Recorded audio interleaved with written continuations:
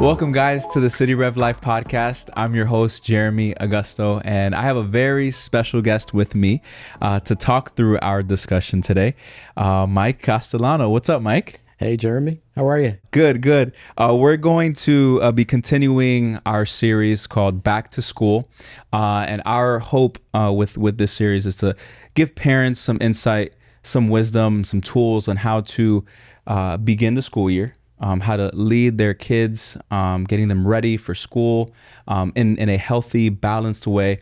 For this particular episode, we're going to be talking about how we can integrate our faith in school, in our education, also in extracurricular activities.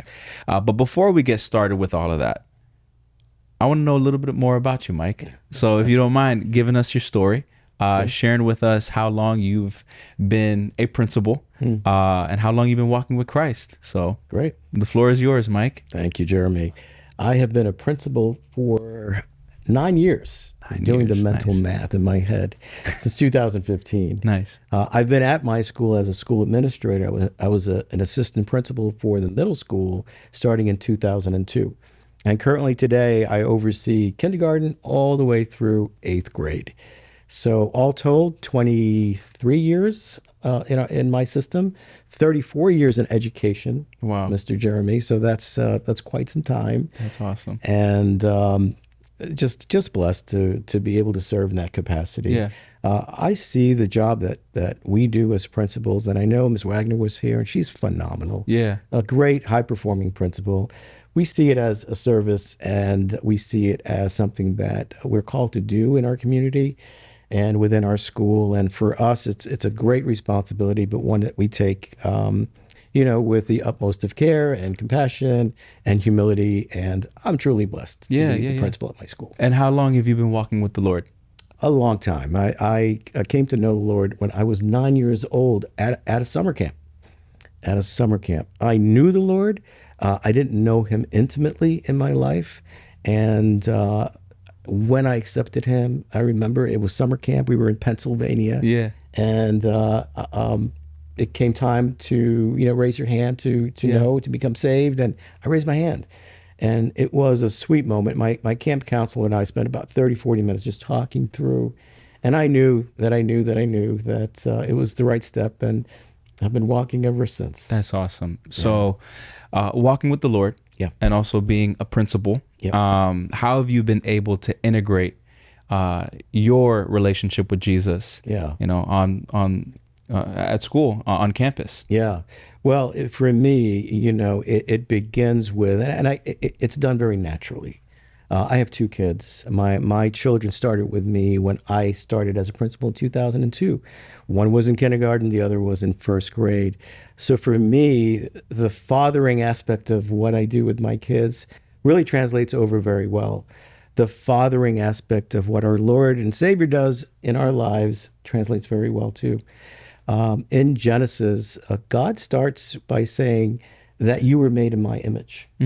And so when I look at students and children and see them, I think about they're in God's image. Yeah. They are royalty. They're sons and daughters of the King. Yeah. And it's very natural for me to see a parent kind of fathering relationship I have with my kids, and the relationship that we have with our Father. And it translates very nicely into not only the academic part of the job that I do, but a lot of the mentoring, the emotional care, and helping students through what can be a very difficult time in their lives. Yeah. So for the parents who are watching, how would you encourage them to encourage their children on how they can integrate their faith in school, in their classes, in their extracurricular activities, just to kind of start things off? Great. That's a good question, because depending on the stage of life that they're in, Jeremy, that may look a little different as they start in the elementary years, kindergarten, 1st grade, and then they progress through middle and high school. That faith that they have just develops like they do emotionally and physically and academically. So I would say that at the very beginning, it's really acknowledging, right, that you are wonderfully made in his image and that you have skill and you have potential and you have ability. Yeah. And that's something you acknowledge in a child in the formative years. And then what happens as you move into middle school is you start developing it a little bit more. And so you start getting into clubs and activities Yeah. and sports and dance and these events where you're going to start to recognize, hey, I I'm recognizing my talents, my abilities, my skills. Then you move on to high school, and now you're practicing. Right? You're giving back. You're really applying those skills within the context of your school and the outside world. So it really is an evolution, if Yeah. Yeah. Yeah. if you like of that faith. And students have a lot of rights. We forget that a student in a school has freedom of speech. They can express their religious, faith to others. They can pray in school. They can also, wear when appropriate. We have a dress down. We have a dress down. We have a dress code Yeah. Yeah. in our school, and we have dress down days occasionally. And children are allowed to show their faith in what they wear. We're also very blessed and fortunate to have a first priority club. And Jeremy, I'll tell you how that started was a group of kids that came to see school administration and said, we'd like to start a first priority club. And so we walked them through that process. They need to follow the same requirements as an extracurricular club at Yeah. school, which means that they need adult supervision and they need to follow the rules of the school. And we need to have background checks for folks that come into our school. All that said and done, we created a space. It is a student-led ministry, and they partnered with a special church called City Rev. Yeah. You know about it? I'm pretty familiar with that church. Jeremy, I want to thank you firsthand because you and Pastor Craig have been Yeah. so influential. Yeah. And you come to our school every week. Yeah. And, that is something, again, that students have a right to do in schools. Yeah. And it's been very productive. And I've benefited firsthand from the fruits of the work that you do in first priority. Yeah, I love how you shared how students have the freedom to express themselves. In this case, they're able to express their faith, their walk with Jesus. Yeah. That it's not something that they should be ashamed of, or that because they're in school, like, because I'm in school, I'm not allowed to, but really that's not the case. No. They have that freedom. And with activities such as First Priority, which gives them the opportunity to be a part of a group with other believers, Sure. It makes things more comfortable for them. And it provides them with confidence to be more of a representative of Jesus Absolutely. in their classes, to their teachers, so on and so forth. How would you, as far as from ethical, a moral standpoint, leading children to conduct themselves in a way that clearly represents Jesus? I'm just thinking, for some students who are like, okay, like I'm able to do that. I have the freedom to express my faith in Jesus, but how? So there's a verse that I have that I apply to my professional life and my personal life. Yeah. It's in Proverbs, and it says, "Lead a child in the way they should go, and when they get older, they will not depart." So the calling there is for parents. It's for schools. It's for churches, right? It's for us as leaders of schools. It's the leading a child in the way they should go. It's really setting that example at school and it being reinforced at home. And what does leading mean? It means encouragement. It means correcting. It means setting healthy boundaries. Yeah. It means affirming, right? It means forgiving. Yeah. Right. It means a lot of different ways that we could express, to the student, to the child, what it is to train up a child. And it says, the promise is that when they get older, they will not depart. So the investment up front, it has a big payoff at the end if we do so correctly. So I think about that, and it like I said earlier, the job that we have as school leaders is less of authority and more, in my opinion, as responsibility. There's a great responsibility that we have in this profession and vocation that we've chosen. So in fact, Jeremy, in 3 of the Gospels, there's a warning that Jesus shares, and it's very stern and it has severe consequences. It says, if you cause, be careful not to cause a child to stumble. And when you think about stumble and what that might mean, cause a child to be angry, cause a child to, miss a line or express his faith, or stunt his growth in his faith, or cause a child to sin, right? So there is a calling for us to be just very aware. And in James, it says not everybody's an educator. Not everybody should teach children. That if you would to do that work, you're going to be judged a little more severely. So again, paying attention to what the word says, because we know the word is living in our lives. When it comes to that job of teaching and educating children at home and at school, the children are VIPs. They're very important people throughout the Bible. And there's a high calling for us to do that job correctly. So what I'm hearing is that it's beyond just telling them, hey, this is what you do. Do this. It comes from a place of the responsibility of the parent to first reflect it. And Yes. for the child, they see on a regularly that their parents are actively, intentionally reflecting the love of Jesus. So it normalizes the character of Jesus, and it makes it that much easier for them to do it. Yeah. Because they see it first at home. Yeah. Is what you're saying. Yeah, you're exactly right. And what that does early on in a child's life, it creates a sense of identity. And we can talk about that a little later. But identity in a child and a student and a middle schooler is under attack. Early on in a child's life, doing exactly the way you expressed, shows the child that I am an image bearer of God. It is my identity. It is who I am.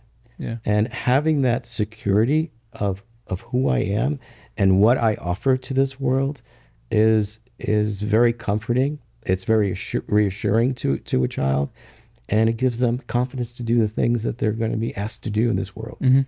So it's not only a behavior that a parent may have, but it's also instilling identity in your children. Oh, that's so Very good. important. That's very important. So something that I want to hit on is priorities. And we all have priorities, from adults, parents, teachers, principals, teenagers. We all have priorities. And not everything is most important.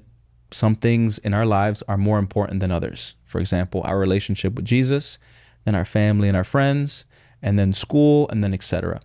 But sometimes, in the life of a child, and just talking specifically about them, things can get a little bit out of whack, in the sense where there's more tests, there's more quizzes, there's more assignments that I got to take care of. There's practices for certain, sports teams, or there's clubs that I have to be a part of. But then also, like, I'm trying to pursue and invest in my relationship with Jesus. So where there is that imbalance, how can I guess bring the balance back? Yeah, you're talking about real life. Yeah. I mean, it happens with adults. Yeah. Right. There's that balance that we need to strike. There are the emergencies that happen in our lives. There's the busy schedules that happen, and our end goal for raising kids collectively, I think, is we want children to be responsible,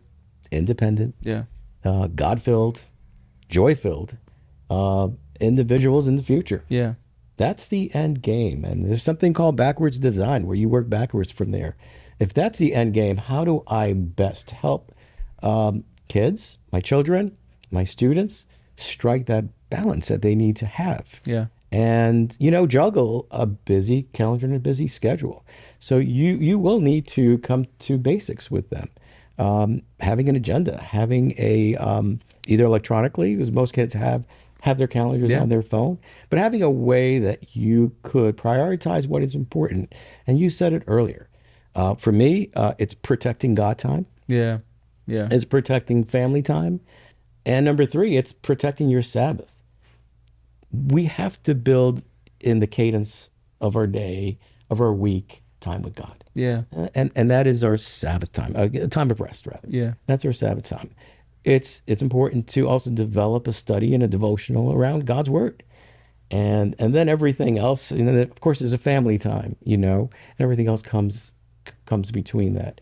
I would say also that quantity isn't the end game here. How you develop responsible adults is not piling on more and more stuff to do. Really comes down to the quality of the activities that Yeah. you're involved with. And when you have too many things happening, your kids are going to see it. Your kids are going to see you racing in the car, getting to the games, picking up. You're going to reflect it in the way you treat your children, and you're teaching them, right? You're leading the child in the way they should go. And they will then think that that is, acting in this manner is acceptable. This is how I become a productive adult. I run a race and I rush, and there isn't a cadence of spending time with God. There isn't a cadence of this is family time now. We're going to put away our phones. We're going to sit and we're going to talk. So that's how I would answer that question. It's life, and it's a busy life. We have to set the tone on intentional pauses to do the things that are important. Yeah. Our brain can only concentrate on one thing at a time. And sometimes we ask our brain to do multiple tasks. Be careful with quantity and make sure that you're really honing in on the quality of the things and activities that you want your kids to be a part of. Okay. So I'm thinking, because I think this is honestly, I have a question, and I think this question like kind of segues into what we're going to be talking about as far as like burnout.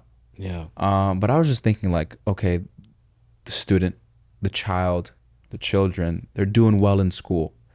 They're prioritizing their relationship with the Lord. They're doing well in their clubs and in their sports teams. But from the parent's perspective, the parent isn't doing well because they got to worry about taking the child from one club to another, whatever the case. But the child's doing good, but the parent isn't. But there's probably like this sense of conflict because it's like, even though they're doing good, you don't want to stop it. Your child is enjoying themselves. They're having a great time. They're succeeding. But it's like, what do you do, like as a parent? Yeah. Yeah. And there's a sacrificial part of that, right? Of raising kids, right? Yeah. That we're involved with. There are times that that your schedule is going to be cut back. You know that you're going to have to take them to the soccer practice, and then there's a birthday party that you Oh need my to God, yeah. you can buy a gift and get Yeah. there, and some of it is real. And some of it, you could balance, your way through it. And there's going to be days that are going to be harder than others, and that's life, right? Going back to preparing for that independent, adult, there are times where you grit through. There's a tilting point. There's a tilting point where a stress and anxiety starts to overtake you. I spoke earlier about the Sabbath and taking that time. Really, that's an intentional time. That's a non-negotiable. Yeah. That's the time where you have to reflect in God's word and to look back on the week and see, God, is this the design? Is this the cadence? Is this how I should be? This mode is something I should be in, as long as I am. And you'll see that He will lead you. Communities help here. School communities help. Friends, parent friends, within schools. And getting involved helps you there too, Jeremy, because being part of a PTA, you get to meet other parents that can help you along the way. We have single parents in our school that really have a difficult and challenging time to getting their kids where they need to do and making sure that they get it all done. Churches help here. Yeah. We have a small group, and oftentimes there will be people in our small group that will cook for others, go pick up kids, go do go do the groceries. Don't be afraid. Our faith almost demands for us to do this, not in isolation. It Yeah. calls us to do it together. Yeah. And I would leverage that and reach out to your church community, your internal community, your school community. Yeah. Because if you keep that pattern up long enough, it will be damaging. And more damaging is that you're showing and you're modeling not healthy, behaviors to Yeah. your child, to your Yeah. children. Well, what would you say are like indicators? Um, because I feel like there's a fine line between being sacrificial and wearing yourself out, burning yourself out. I mean, being sacrificial is of the Lord. Wearing yourself out and being burnt out isn't of the Lord. So, being on the side of being sacrificial, which is good, kind of just protecting yourself. Um, what are some indicators to look out for when I know I've reached past the point of sacrificial and I'm just wearing myself out? Yeah, that's good. And you'll see them play out in your emotions, I think. You'll see, you know, um, reactions that happen Yeah. very suddenly.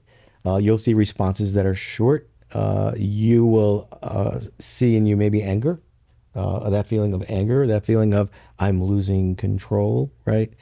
And so it's more of a reactive way of living, and you could only keep that up for so long. When you said sacrificially, I think when you sacrificially do something, there's intentionality in it. There's some thinking and proactiveness Mm-hmm. versus reactiveness.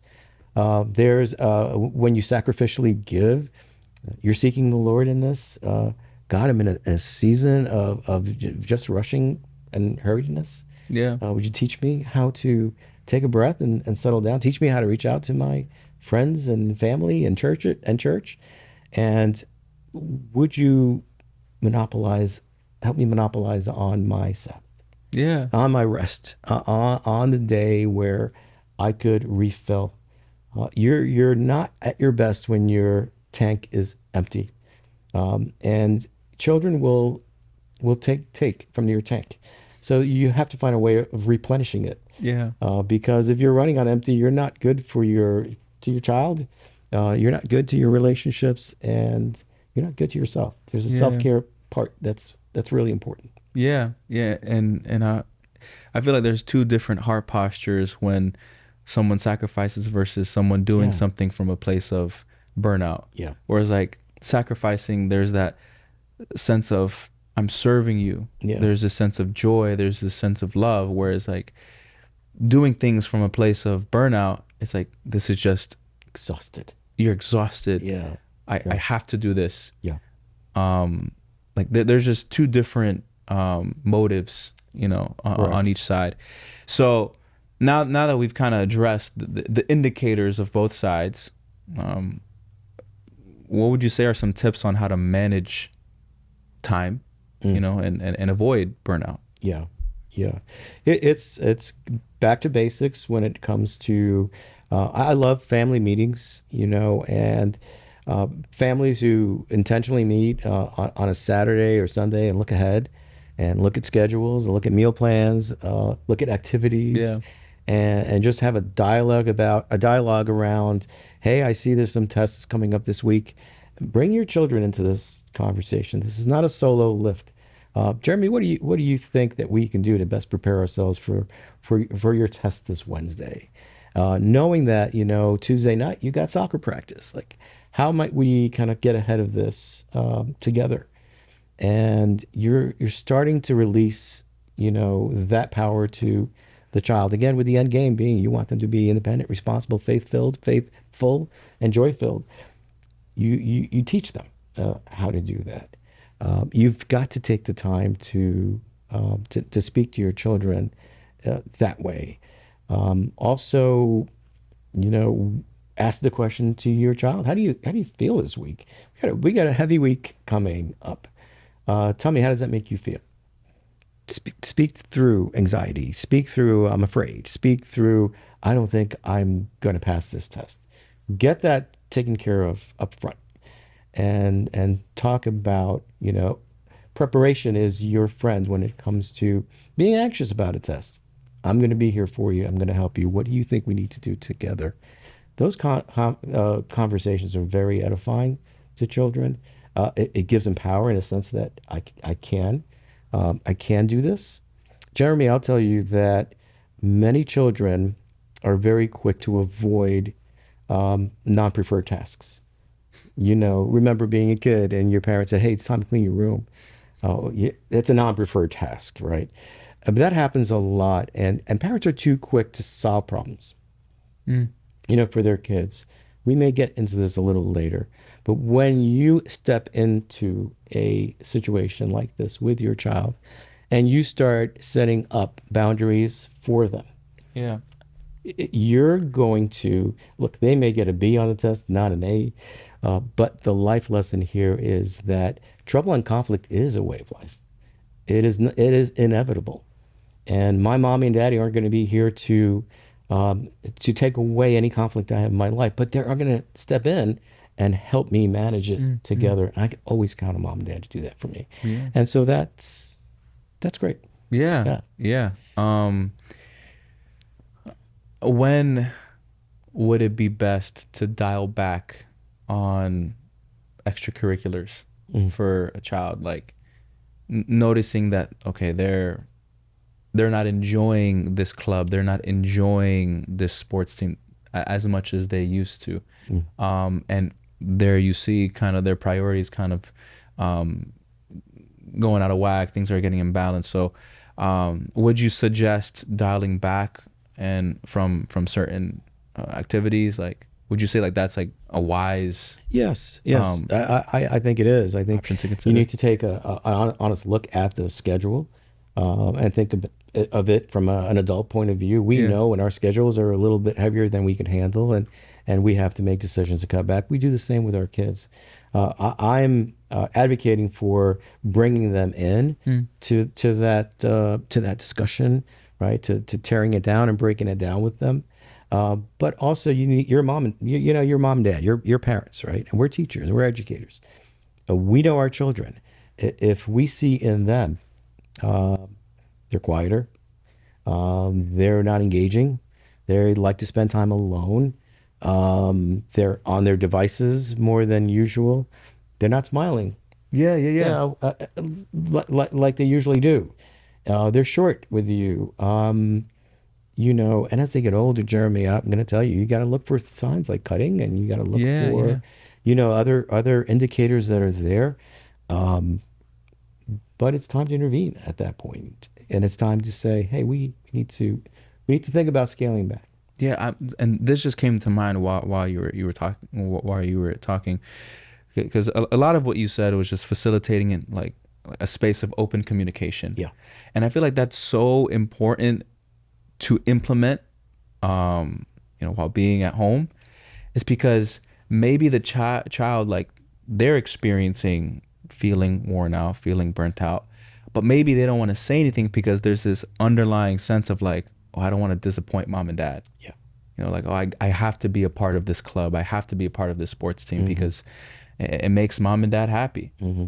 But it's wearing you out. It's Hmm. wearing them out. Yeah. So I think it's so crucial to have that open communication, to let them know, hey, like, I see that this is taking place. I see that it's causing you to feel this way. Yeah. What's wrong? Yeah. I think that's so helpful. Yeah. It is, and it takes time. It takes time. Yeah, yeah, yeah. It takes time. There's a saying that we say, and I love this saying.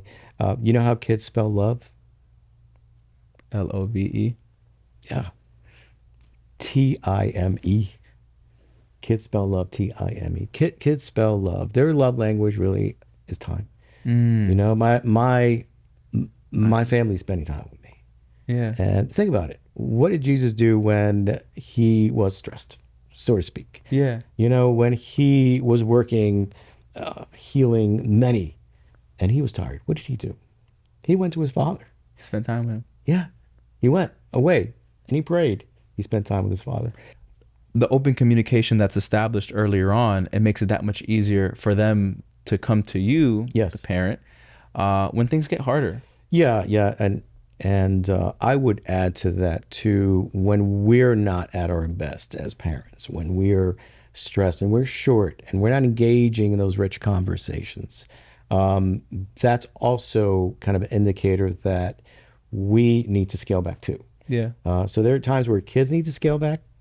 And we're not talking avoidance. We're not saying that kids don't want to go to soccer practice because they're tired. And, you got to fight through some of that. We're talking about a change in behavior, a change in their mental state of being.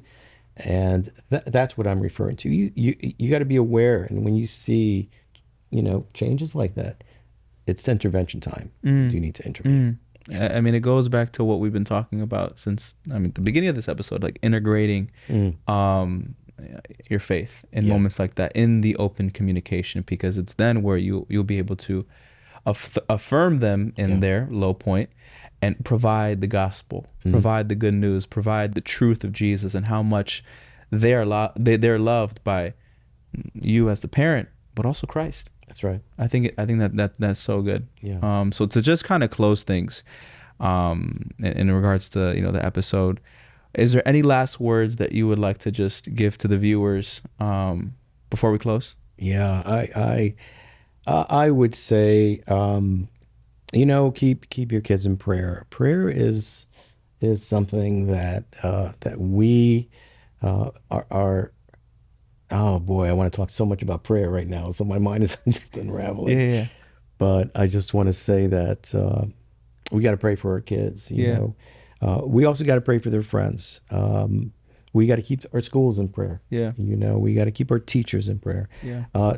Teachers, counselors, principals of schools, they're your advocates here. When a parent calls a principal, and has called me on many occasions to say, they call me Mr. C, right? Mr. C, I'm seeing some signs. I think there might be bullying, but I'm not sure. I'm working through it with my child. I want him not to avoid conflict. We really want to help him work through it. Yeah. Can you see what you can do? Yeah. Wow. When that arm is extended to a school, I will take time as much as necessary to sit with students, to counsel, to coach, to mediate in a situation. Why? Because we're leading a child in the way they should go. We're modeling for them, and we're helping them sort through an issue. When parents take a different approach, Jeremy, when they say, my child is being bullied at your school, and you failed him, and you have a right to protect him when he's there, two things happen there. Number one, we're not entering into a collaborative, problem solving. We're not entering into, an alliance where we're going to work together to help your child. It's more adversarial, and that's never a good thing. But number two, the child is going to see the parent as the hero of every conflict that he or she will experience in life. And that's not healthy for them. Working through challenges and practicing that muscle will prepare them best for life. And that's what Jesus expects of us. He never promises that life is going to be, just perfect along the way. There will be, in this life, there will be trouble. There will be trouble, yeah. But take counsel because I'm with you. Yeah. I think is the way that verse goes. And back to prayer. Yes, it will be challenging at times, but keep schools in prayer, keep kids in prayer, keep your family in prayer, and God will be there. He will lead you along the way. Prayer, counsel, and open communication. Open communication. That's it. Well, guys, thank you so much for viewing this episode. Thank you, Mike, for being a part of this episode. So glad to have you. Guys, please share this episode with your friends. Please like, please subscribe. And we'll see you guys back next time on the City Rev Life podcast. Thank you so much for listening to the City Rev Life podcast. Feel free to subscribe and leave a rate and review. We love it when you share it with your friends on social media, so don't forget to tag us at cityrev.church. If you're interested in more resources, download our City Rev Church app and follow us on social media. Have a great day.